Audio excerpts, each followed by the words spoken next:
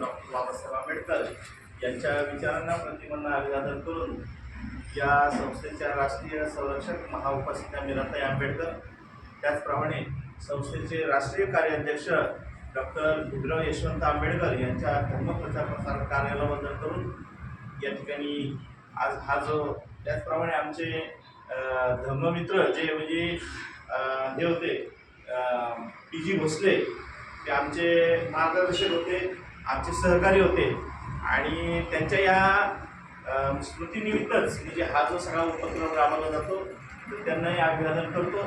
त्याचप्रमाणे या ठिकाणी पूजनीय भंते धम्मानंद यांना पंचायत प्रणाम।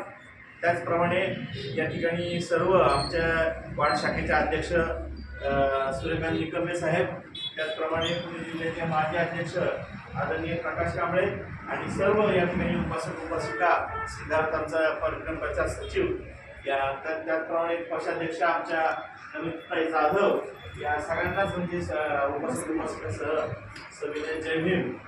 तर गुरुजी जय भीम। अतिशय चांगला उपक्रम आहे, परंतु ह्या उपक्रमाला म्हणजे मी तर म्हणतो एकाच विहारात किंवा समजा तुमचे आता जे काही विहार झाले असतील तर त्या विहारांमध्ये प्रत्येक विहारात त्यांना जर आठवड्याला एक दिवस तरी व्हायला पाहिजे। किती छान, साधू साधू आणि साधू। मगच, कारण कसं आहे, ध्यानधारणा इथल्या लोकांनी एक दिवस केली नाही का, किती वेळ करतो आपण, 10 मिनिटं हे करतो नाही का, तर त्या 10 मिनिटात काय होत नाही तर नेहमी अशी सवय लागली पाहिजे।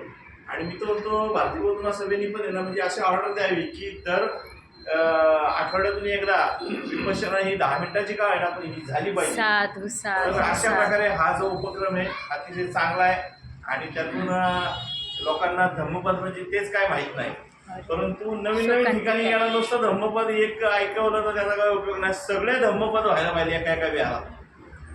आणि मगच मला वाटतं लोकांच्या ह्याच्यात, कारण कसं आहे सातत्य असलं पाहिजे आपल्या आचरणात आहे ना। आपलं मन हे वाईट आहे, आपलं पहिलंच आपली हे जे भगवान बुद्धांनी धम्मपद सांगितलंय नाही का, की म्हणून धम्मा म्हणून सेठा मन साचे पदू ठेणं भासते करतीवा तर दुःख मनवंती चक्क वाहतो पदम। म्हणजे भगवान बुद्ध म्हणतात की मन हे श्रेष्ठ आहे, शरीरात मन हे मुख्य आहे आणि सर्व गोष्टी प्रथम मनात उत्पन्न होतात। आणि जर आपण दुष्ट मनाने जर बोललो वागलो तर आपलं ना म्हणजे जसं बैलाचे पाय पुढे चालतात आणि बैलगाडी मागे जातात येते, तसंच आपण जसं दुष्ट कर्म करत राहू तसं दुःख देखील आपल्या मागं येतं।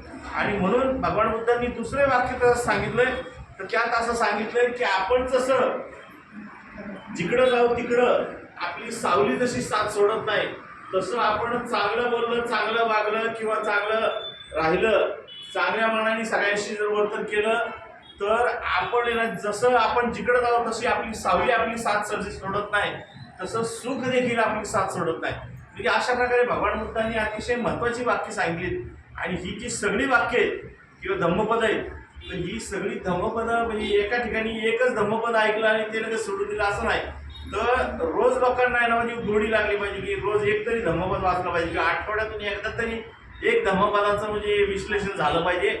आणि मगच ना आपल्या मनाला आपण आळवू शकू किंवा आपलं मन आपण एकाग्र शकू आणि आपल्या मनाला पुन्हा पुन्हा सांगू शकू की आपलं मन मुख्य आहे।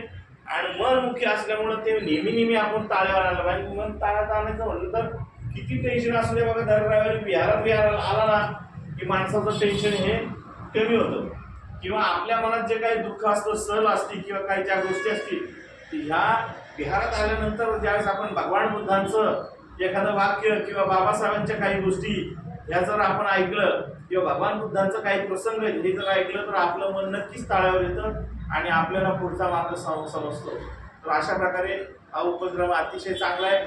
या उपक्रमाला भंतेजी देखील त्यांनी अतिशय चांगल्या प्रकारची साथ देतात आणि त्यामुळं त्यांचा देखील या ठिकाणी आभार मानतो आणि हा उपक्रम असाच चालू असावा या उपक्रमाला Buddhist society of India Pimpri चिंचवडच्या वतीने शुभेच्छा देतो आणि थांबतो। नमोबुद्धाय, जय हिंद।